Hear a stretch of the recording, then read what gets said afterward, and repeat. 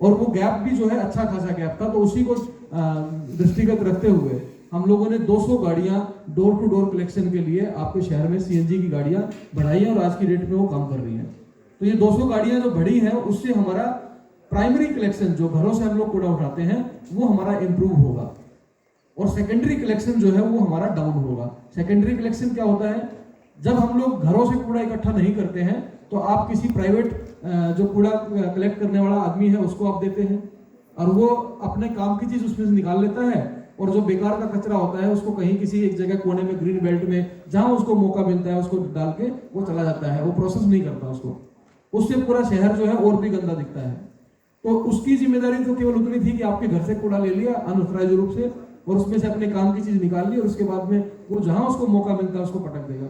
और फिर उसके बाद में हमारे पास भी फोन आते हैं कि साहब यहाँ पे कूड़ा पड़ा हुआ है, यहाँ पे कूड़ा पड़ा हुआ है। कई बार तो कूड़ा नगर निगम के द्वारा वहाँ पे डाला भी नहीं जाता है और ना ही वहाँ पे कोई मैकेनिज्म होता है डालने का, लेकिन फिर भी हम लोग अपनी व्यवस्थाएं भेजते हैं, उसको साफ कराते हैं। तो उस जो जेसीबी, टिपर, डंपर, आरसी इनके माध्यम से जो कूड़ा हम लोग सड़कों से उठाते हैं उसको हम लोग सेकेंडरी कलेक्शन बोलते हैं।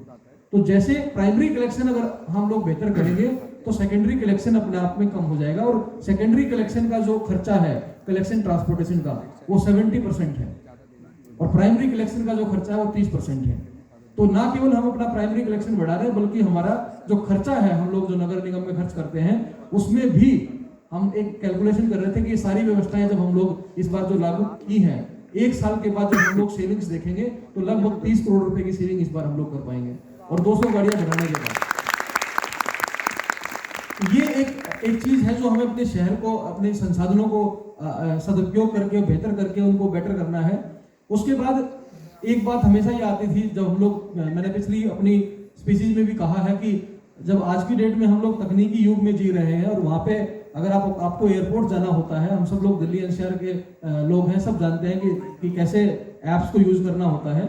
तो आपने देखा होगा कि अगर ओला कैब आपने अगर बुक की है तो आप ये चेक कर लेते हैं कि ओला कैब मेरे घर से कितनी दूर है, कितनी देर में मेरे पास आने वाली है। या आप एयरपोर्ट पे खड़े हैं तो वहां पे भी आपको पता लग जाएगा कि जो मैंने कार बुक की है उसके ड्राइवर का नंबर क्या है, इस टाइम वो गाड़ी कहाँ है। तो यही व्यवस्था जो है हम अपने कूड़े की गाड़ियों में क्यों नहीं कर सकते थे? तो ये चीज मैंने पहले कहा था कि हम करेंगे और आज मैं ये कह रहा हूँ कि आज हमने कर लिया है। तो आज जो ये MSW सिटीजन ऐप जो आप देख पा रहे हैं, मैं बधाई दूंगा नेचर ग्रीन टीम को, उन्होंने बहुत एफर्ट लगा के इस चीज को डेवलप किया और 200 गाड़ियां जो आपके शहर में लगी हैं वो भी नेचर ग्रीन ने दी है। और चूंकि गाड़ियां उनकी हैं जीपीएस के साथ में है और पूरा ऐप मैकेनिज्म भी उन्होंने इंटीग्रेट किया है रूट्स के साथ में। ये हम लोगों ने ट्रायल करना शुरू कर दिया है और मुझे लगता है कि 1 महीने में हम पूरा मैच्योर कर लेंगे इस पूरे मैकेनिज्म को, ताकि हर व्यक्ति के पास में गाड़ी वो अपने ऐप पे देख सके कि मेरी कूड़े की गाड़ी कितनी देर में आने वाली है। अभी इसका नाम MSW सिटीजन ऐप के नाम से है। हम लोग इस पे भी बात कर रहे हैं कि इसको नाम थोड़ा सिंपल कर दिया जाए ताकि लोगों की जुबान पे ये नाम जल्दी आ जाए। तो मैंने एक सुझाव दिया है कि इसको कूड़ा गाड़ी का नाम दिया जाए, तो उस ऐप को हम लोग जल्दी लोगों तक पहुंचा पाएंगे, वरना MSW सिटीजन ऐप के नाम से बहुत लोग जो है इसको कनेक्ट नहीं कर पाएंगे और उनके मोबाइल में जब ये पहुंचना चाहिए वो नहीं पहुंच पाएगा। तो मेरा अनुरोध भी रहेगा नेचर ग्रीन टीम से कि इसका डोमेन नेम चाहे बेशक आप चेंज ना करें, कम से कम जो गूगल प्ले स्टोर में जिस नाम से ये ऐप दिखे वो कूड़ा गाड़ी के नाम से दिखे। तो हमारा सिंबल भी जो है वो गाड़ी का ही आप देख पा रहे होंगे। तो ये कूड़ा गाड़ी के नाम से इस ऐप को आगे कंटिन्यू करना चाहते हैं। फिलहाल इसका नाम MSW सिटीजन ऐप है, इसके नाम से आप इसको ढूंढ सकते हैं। इससे ये सुविधा मिलेगी, आप अपनी गाड़ी को ट्रैक कर सकते हैं, आपके आसपास कितनी गाड़ियां हैं ये भी देख सकते हैं, फीडबैक भी दे सकते हैं। अगर आपके घर पे कूड़ा गाड़ी नहीं पहुंची है तो आप इसमें कंप्लेंट भी कर सकते हैं, वो हमारे कंट्रोल रूम में वो चीज़ हमें पता लगती है और उसको 24 आवर्स में क्लोज करने की जिम्मेदारी भी हमारी पूरी टीम की है। तो ये सारे सिस्टम हमें मैच्योर करने हैं इस बार। तीसरी चीज जो इम्पोर्टेंट होती है वो शहर में कहीं भी आपको कूड़ा दिखा, कूड़े के बेसिकली जो है ना वेस्ट के कंपोनेंट कई है, एक कूड़ा एक कंपोनेंट है, CND वेस्ट जो कंस्ट्रक्शन एंड डेमोलिशन वेस्ट होता है, मलबा जिसको हम लोग कहते हैं वो एक दूसरा कंपोनेंट है, गोबर एक तीसरा कंपोनेंट है। तो इस प्रकार वेस्ट के बहुत सारे कंपोनेंट है, ई वेस्ट अलग होता है। तो ये सारे वेस्ट अलग अलग हम लोग कैसे हैंडल करें, और केवल ये ऐप तो केवल कूड़ा गाड़ी है, तो कूड़ा गाड़ी को आपको ट्रैक कर सकते हैं, लेकिन बाकी शिकायतें आप कहाँ करें। गाजियाबाद नगर निगम का एक सिंगल पॉइंट सॉल्यूशन हम लोगों ने गाजियाबाद 311 ऐप जो आपको आज हमने बताई है, ये एक दूसरा प्लेटफॉर्म है। तो केवल 2 ही ऐप आपके फोन में रहे। अगर कूड़े का कलेक्शन की बात है डोर टू डोर की, तो इस ऐप के यूज करें। बाकी सारे काम के लिए आप गाजियाबाद 311 ऐप का इस्तेमाल कर सकते हैं। रास्ते में आपको कहीं कूड़ा पड़ा दिखता है, आप इसका फोटो खींच के इस पे अपलोड कर देंगे तो वो हमारे डाटा बेस में आ जाएगा और हम लोग उसको 24 आवर में उस कूड़ा को साफ करेंगे। ये कुछ चीजें ऐसी हैं जो हमने कलेक्शन और ट्रांसपोर्टेशन के बारे में मैंने बात की, प्राइमरी कलेक्शन, सेकेंडरी कलेक्शन। अब दिक्कत ये आती थी कि हमने गार्बेज फैक्ट्री भी हमने बनाई है, आप लोगों को पता होगा, मैंने कई मौकों पे कहा है कि गार्बेज फैक्ट्री हमने बनाई है, एक ऐसी फैक्ट्री जो कूड़े को प्रोसेस करती है। अगर मैं आसान शब्दों में कहूँ तो वो हमने सिहानी पे और रेत मंडी पे 2 फैक्ट्री बड़ी बड़ी डेवलप की हैं। उनका इस्तेमाल हम लोग एक अपग्रेडेड MRF सेंटर के रूप में भी कर रहे हैं। तो जितना कलेक्शन हम लोग करते हैं, वो जो डोर टू डोर कलेक्शन होता है, अगर गाड़ियां सारी एक जगह पे जाएंगे तो वहां पे आप जानते हैं 100 गाड़ियां अगर आ जाएंगी तो बहुत भीड़ लग जाती है। तो इसलिए बीच में ट्रांसफर स्टेशन बनाने आवश्यक है। तो अभी हम लोग 1-1.5 महीने में कंप्लीट कर लेंगे। हर जोन में हमने अपना काम शुरू कर दिया है।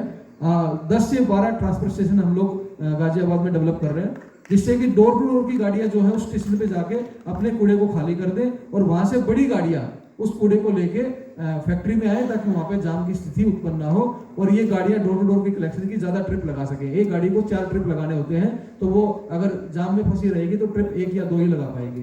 तो ये सारी व्यवस्थाएं हम लोग कोशिश कर रहे हैं कि जल्दी स्ट्रीमलाइन करके शहर को हम लोग दें। अब जो ट्रांसफर स्टेशन होगा उसमें हमारा जो मॉडस ऑपरेंडी है, हमारा जो SOP है गाजियाबाद का, वो इस प्रकार से है। मैं आपसे अनुरोध भी करूंगा कि आप जितना सहयोग कर सके आप हमें कूड़ा जो सेग्रीगेशन है, जो वेस्ट सेग्रीगेशन है, उस पर आप हमें पूरा सहयोग करिए। वेट वेस्ट अलग करिए, ड्राई वेस्ट अलग करिए, और जिससे कि हम लोग वो मिक्स होते ही कूड़ा बनता है, अदरवाइज तो वो वेल्थ है। तो जितना वो सेग्रीगेटेड होगा उतना हमारे लिए आसान होगा। लेकिन मैं ये भी जानता हूँ कि 100% सेग्रीगेशन आने में एक समय लगता है। तो हमने जो ट्रांसफर स्टेशन पे 3 तरह के कैप्सूल जो कॉम्पैक्टर्स होते हैं, जिसमें एक कॉम्पैक्टर में 40 गाड़ियां आ जाती हैं, तो 40 गाड़ियों का कूड़ा एक कॉम्पैक्टर लेके जा सकता है। ये ट्रांसपोर्टेशन कॉस्ट भी हम लोग सेविंग करने की तरफ जा रहे हैं और जाम की स्थिति उत्पन्न ना हो, इसके लिए भी हम लोग काम कर रहे हैं। तो 3 कॉम्पैक्टर हम एक ट्रांसफर स्टेशन में प्लान कर रहे हैं, एक वेट वेस्ट, एक ड्राई वेस्ट और एक मिक्स वेस्ट। तो जितना एक वहां पे हमारी टीम रहेगी, अगर गाड़ी का विजिबली देख के लगता है कि ये सेग्रीगेशन है, इस गाड़ी में वेट अलग है, ड्राई अलग है, तो ड्राई के कॉम्पैक्टर में ड्राई का चला जाएगा और वेट के कॉम्पैक्टर में वेट चला जाएगा। और अगर विजिबली हमको लगता है कि ये मिक्स कूड़ा आया है, तो उस गाड़ी का नंबर भी हम लोग नोट करेंगे कि गाड़ी किस एरिया में चलती है, इसका मतलब वहां पे सेग्रीगेशन नहीं हो रहा है। और उसके बाद में हम उसको मिक्स के कॉम्पैक्टर में डालेंगे, ताकि हम उसको प्रोसेसिंग के लिए अपने जहाँ पे हमारा ट्रॉमल लगा हुआ है वहां पे लेके जा सकें। तो ड्राई वेस्ट जो अलग हुआ है, मुझे ये बताते हुए खुशी हो रही है पूरे गाजियाबाद को भी, और उत्तर प्रदेश के हम पहले नगर निगम है जिन्होंने अपना ड्राई वेस्ट सेल किया है। हमारे पास में हर जोन में हमारे पास में अलग व्यक्ति है जो इस पे काम कर रहा है, और सारे लोगों से मिला के हमने अपने पहले जो MOU किए हैं, 22 लाख रुपए 1 महीने का MOU किया हमने। 22 लाख रुपए वो हमको पे करेंगे, हम उनको अपना ड्राई वेस्ट केवल देंगे। उसके बाद उस ड्राई वेस्ट से उनको क्या निकालना है, उनको गत्ता, कांच, प्लास्टिक जो निकालना है वो अपना निकालें, लेकिन वो नगर निगम गाजियाबाद को 22 लाख रुपए महीना आज की डेट में जमा कर रहे हैं, और इसको हम और मैच्योर करने पे लगे हैं। तो लगभग 2.5 करोड़ रुपए की इनकम कूड़े से पहली बार गाजियाबाद नगर निगम को प्राप्त हो रही है। तो इस प्रकार के छोटे छोटे जो प्रयास हैं, हम लोग एक तरफ अपनी इनकम को हमें बढ़ाना है, एक्सपेंडिचर को हमें कम करना है, इसी मॉडल पे लेके हम, और साथ साथ में कूड़े की जो व्यवस्था है पूरे शहर में वो बेहतर हो, इसके ऊपर हम लोग काम कर रहे हैं। तो ये जो कलेक्शन ट्रांसपोर्टेशन होने के बाद में प्रोसेसिंग एक बहुत बड़ा पॉइंट है, आखिरी जो पॉइंट है प्रोसेसिंग का है।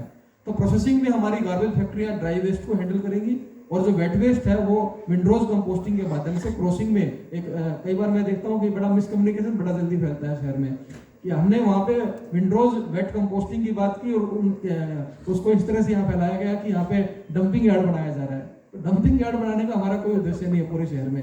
जो ऑलरेडी डंपिंग यार्ड है उनको हम खत्म करने पे लगे हुए हैं, नए डंपिंग यार्ड बनाना किसी शहर की प्राथमिकता नहीं हो सकती। दो जगह पे हमारे डंपिंग यार्ड पुराने थे, एक इंदिरापुरम में, एक प्रताप विहार में। मैं उसके बारे में भी शेयर करना चाहूंगा। इंदिरापुरम में 1 लाख टन कूड़ा पड़ा था, वो कंप्लीट हम लोगों ने साफ कर दिया आज की डेट में, जो लीगेसी वेस्ट था। उसके बाद क्योंकि 1 साल में जो फ्रेश वेस्ट पड़ा है वहां पे इस दौरान, उसको अभी हम लोग प्रोसेस करने में लगे हुए हैं, और नगर निगम गाजियाबाद का जो कूड़ा है वो हम लोग मार्च एंड तक इंदिरापुरम में खाली कर देंगे अपना वाला पार्ट। GDA का कुछ पार्ट बचेगा, उसको भी हम लोग GDA से बात करके प्रोसेस करवाएंगे। और हमारे पास में वो जमीन जो है करीबन 10 हेक्टेयर के आसपास लैंड है, वो उसमें 6 से 7 हेक्टेयर लैंड इस टाइम खाली है। तो तो उस पर हम लोगों ने मियावाकी प्लांटेशन भी स्टार्ट कराने के लिए टाटा स्टील ने हमको स्पॉन्सर किया है। तो टाटा स्टील जो है वहाँ पे अपना प्लांटेशन का काम शुरू कर रहा है। वो भी मुझे लगता है कि इस बारिश के सीजन से पहले हम मार्च के बाद तक हम लोग खाली भी कर लेंगे, अप्रैल मई तक हम लोग प्लांटेशन भी कंप्लीट कर देंगे। तो वो पूरी साइट जो है, जो पहले कूड़े का पॉइंट था, वो ग्रीन साइट में डेवलप हो जाएगा। तो ये इंदिरापुरम का स्टेटस मैं आपके सामने रख रहा हूँ। दूसरी साइट हमारी प्रताप विहार की है। जो लोग कभी नहीं गए होंगे, मैं बता दूं उनको कि 5 लाख टन कूड़ा वहां पे पड़ा हुआ है।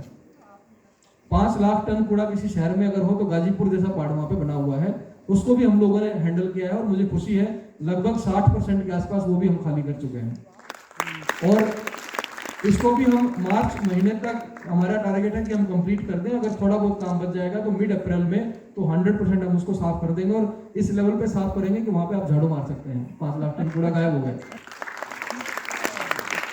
इसके लिए मैं बधाई दूंगा। यहाँ पे अंकित अग्रवाल जी भी हैं, उनकी टीम है। अंकित अग्रवाल जी जो हमारा लेगेसी वेस्ट है उसको प्रोसेस करने में हमारी मदद कर रहे हैं।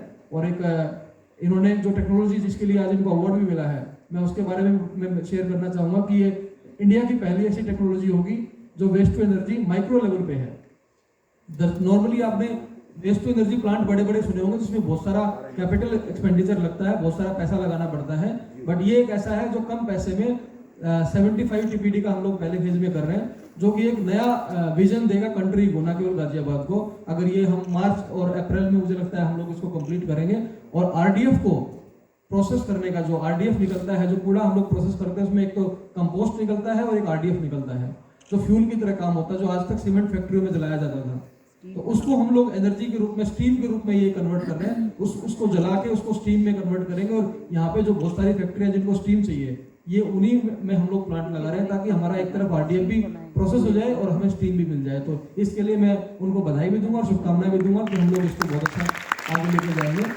मैं समय आज कम है तो मैं बहुत और भी बातें मेरे पास हैं बोलने के लिए, लेकिन चूंकि समय का भी हमें ख्याल रखना है, तो ये एक छोटा सा मैंने आपके सामने एक पिक्चर रखी है कि कूड़ा कैसे जनरेट होता है और कूड़ा कैसे खत्म होता है। अब यहाँ पे चूंकि बहुत सारे हमारे ऐसे इंस्टीट्यूशंस यहाँ बैठे हुए हैं जो हॉस्पिटल्स, स्कूल और कॉलेजेस से भी आए हुए हैं, मैं उनसे भी अनुरोध करूंगा कि एक कैटेगरी होती है बल्क वेस्ट जनरेटर, और बहुत सारे लोग उस कैटेगरी में आते हैं। सरल शब्दों में कहूँ तो बल्क वेस्ट जनरेटर वो हर कैंपस है जहाँ पे 100 kilo waste per day generate होता है। अगर 100 किलो वेस्ट आप अपने यहाँ पे जनरेट कर रहे हैं तो आप बल्क वेस्ट जनरेटर की कैटेगरी में आते हैं। और आपके यहाँ पे जो कूड़ा उठाने का जो प्रोसीजर है वो घरों से जो हम लोग कूड़ा उठाते हैं उस प्रोसीजर से अलग होता है। तो आपका प्रोसीजर ये होता है कि आप अपना वेट वेस्ट जो है इन हाउस कैपेसिटी डेवलप करके उसकी कंपोस्टिंग करेंगे। जैसे रामप्रस्था में वो देखिए ओएनजीसी के माध्यम से कुछ डब्बे रखे हुए हैं, जैसे पानी की टंकी होती है घर पे, इस तरह की पानी की टंकियां उन्होंने रखवा रखी है और अपना पूरा का पूरा वेट वेस्ट कंपोस्टिंग अपने सोसाइटी का, कंप्लीट सोसाइटी का वो वहाँ पे अंदर ही करते हैं। तो मेरा सारे जो बल्क वेस्ट जनरेटर्स हैं यहाँ उनसे अनुरोध है जो 100 किलो से ज़्यादा वेस्ट आपके अपने यहाँ पे जनरेट करते हैं कि आप वेट वेस्ट कंपोस्टिंग, आज की डेट में बहुत सारे छोटे छोटे सॉल्यूशंस अवेलेबल हैं। आप हमारा सहयोग भी ले सकते हैं, आप इंडिपेंडेंट तरीके से खुद भी कर सकते हैं।